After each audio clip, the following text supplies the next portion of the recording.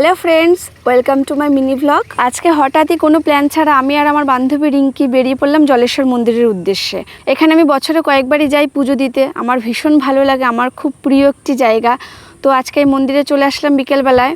এই যে এখানকার এই দেবতা, এই শিলাটাকে এখানে পুজো করা হয়। খুবই জাগ্রত একটা মন্দির। এখানে এসে ভগবানের কাছে শুদ্ধ মনে কিছু চাইলে ভগবান তাকে খালি হাতে ফেরায় না। তো তোমরাও এসে এখানে ভগবানের কাছে পুজো দিও, নিজের মনস্কামনা ভগবানের কাছে জানিও। আর মন্দিরের সামনে নন্দীদেব পাহারায় বসে আছে। কথিত আছে যে নিজের মনস্কামনা নন্দীদেবের কানে কানে বললে তিনি সেটা ভগবানের কাছে পৌঁছে দেয়। দেখা যাক আমার মনস্কামনা কতটা ভগবানের কাছে পৌঁছয়। তো মন্দিরে আসলাম, ভীষণ ভালো লাগলো। আমরা দুজনে খুব ঘুরলাম, আনন্দ করলাম, খুব এনজয় করলাম, আর মনটাও একটা বেশ প্রশান্তিতে ভরে গেল। যেহেতু শ্রাবণ মাস পড়ে গেছে, এটা হচ্ছে ভোলেনাথের মাস, তো সবাইকে বলবো তোমরা মন্দিরে আসো, এসে পুজো দাও, ভগবানের কাছে নিজের মনস্কামনা জানাও। চলো, টাটা, বাই বাই।